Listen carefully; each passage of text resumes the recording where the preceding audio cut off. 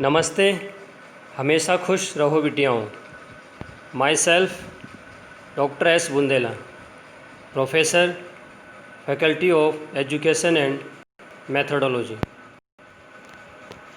Students, today our lesson session is formal organization. Program BA B.Ed first sem. Course Elements of Public Administration.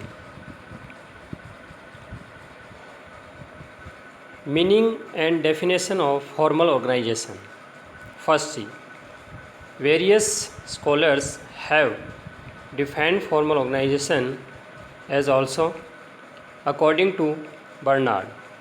The formal organization consists of the system, policies and rules of the plant which express how one person will have a relationship with another person to effectively fulfill the task of technical production. It determines the required relationship between human organization and technical organization. Second, according to Simon, a formal organization is one in which behavior and relationships are deliberately planned for members of the organization based on justification. Next, D. White's. It is a formal, declared replication of relations which is established by law and highest management in governance. It is based on the nature and quantity of work to be done. It can be inscribed on a drawing even if it is not perfect. Next is characteristics of formal organizations. First is formal organization is made voluntarily and it is completely personal. Second, the organization has its own rules on the basis of which the functions, responsibilities and powers are divided on every basis. Third characteristic is it follows the principles of delegation and unity of order. A unity of command. Fourth is formal organization received legal recognition. Fifth, in this the division of work is done clearly. And next, sixth is formal organizations are more permanent than other organizations. Next advantage of formal organization. First is there is no duplication of functions in the organization due to planning by rules. Second, due to clear explanation of rights and responsibilities, the employee of the organization are neither able to ignore the tasks nor there is any responsibility of mutual differences. Third, due to certainty of responsibility, the gap between employees also automatically ends. Fourth, no person attains a position of spatial or interim importance in this type of organization. Fifth, in this the correct measurements of functions can be determined properly. 6. Due to clear division of tasks and responsibilities, there is a feeling of security among employees. And 7th, in formal organization, the path to the attainment of objectives is simple. And next is, there are no opportunities of opportunism and participation in this organization.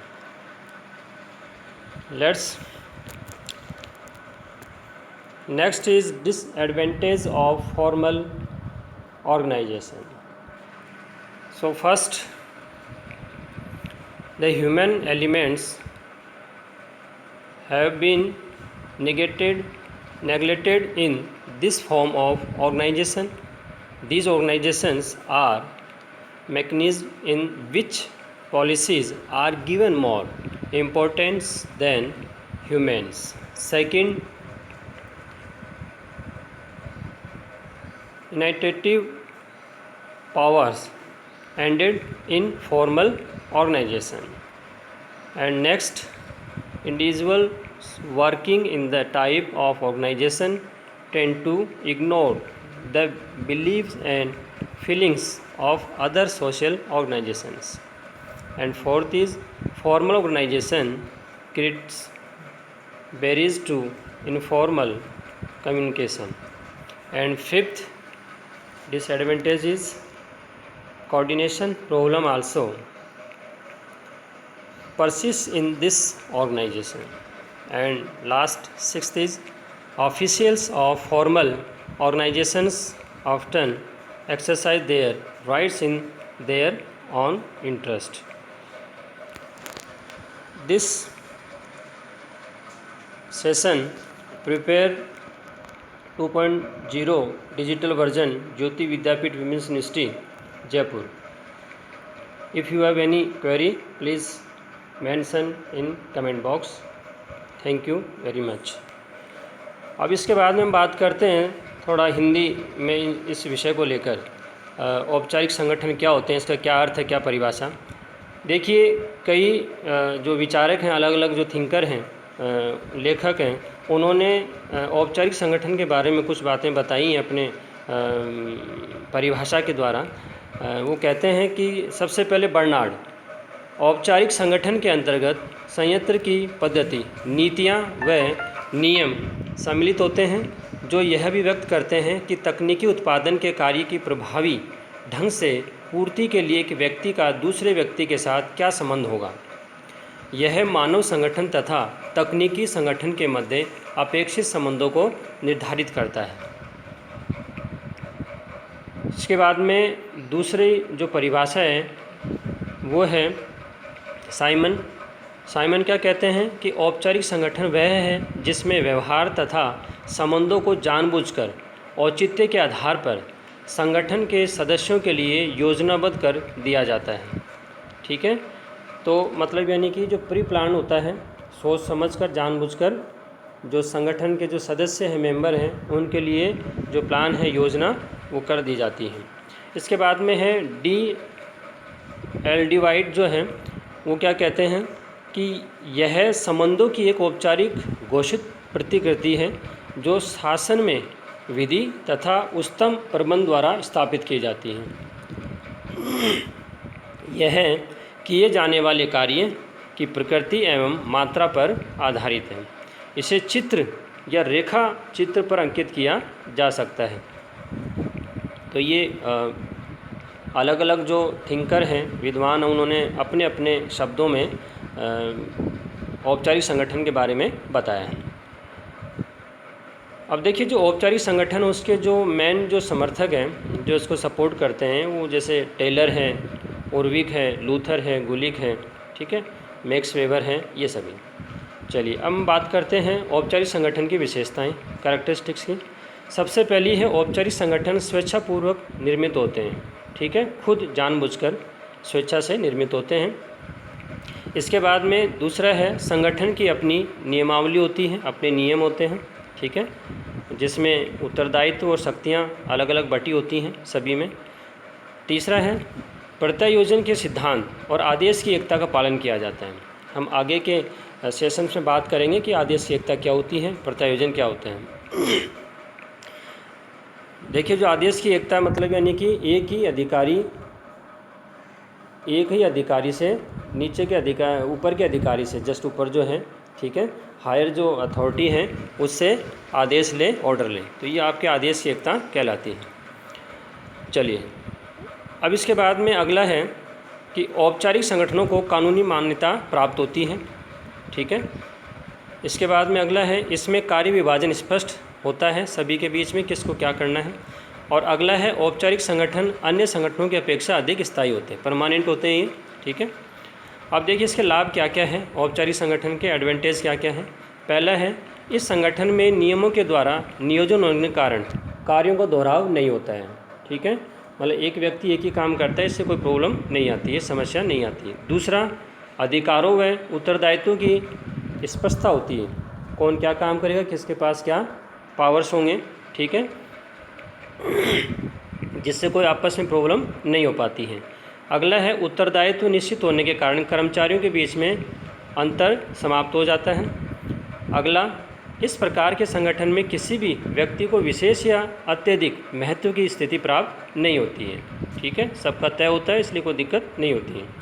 अगला है, इसमें कार्यों के सही परिमाप means measurement का निर्धारण अच्छी प्रकार से हो पाता है, कौन क्या काम कर रहा है, कैसे कर रहा है, ये सब चीज़ें तय हो पाती हैं।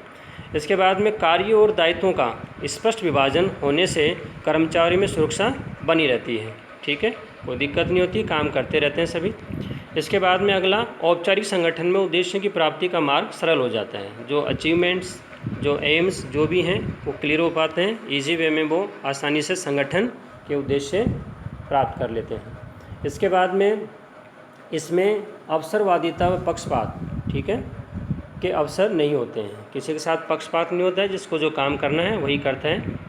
अब हम बात करते हैं इसकी डिसएडवांटेज, जो फॉर्मल ऑर्गेनाइजेशन है, जो अनौपचारिक संगठन है, उसकी क्या क्या हानियां हैं, क्या क्या दोष हैं, डिसएडवांटेज हैं वो। इसमें सबसे पहला है, संगठन के इस रूप में मानवीय तत्व की उपेक्षा की गई है, क्योंकि देखिए ये सब नियम से काम करते हैं, ठीक है, तो इसलिए मनुष्य की जो इच्छाएं हैं उसको ध्यान में नहीं दिया जाता है। दूसरा, औपचारिक संगठन में पहल शक्ति समाप्त हो जाती है, ठीक है, इनिशिएटिव पावर, कोई अगर चला के अच्छा काम करना चाहता है वो नहीं कर पाता है, क्योंकि रूल्स में करना पड़ता है, यहाँ पर काम नियम से करने पड़ते हैं।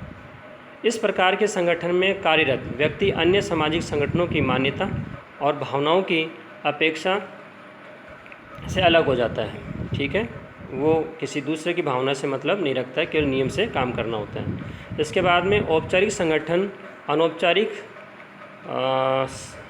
जो संप्रेषण है उसमें बाधा उत्पन्न करता है। नेक्स्ट, इस संगठन में समन्वय की समस्या बनी रहती है।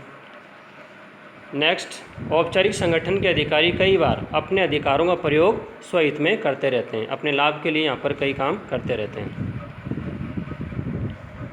धन्यवाद बच्चों, आज के लिए इतना ही। ये जो सेशन है वो ज्योति विद्यापीठ महिला विश्वविद्यालय के 2.0 डिजिटल वर्जन के द्वारा तैयार किया गया है। अगर कहीं दिक्कत है तो आप कमेंट बॉक्स में ज़रूर लिखें, मैं इसे हल करने की कोशिश करूँगा। धन्यवाद।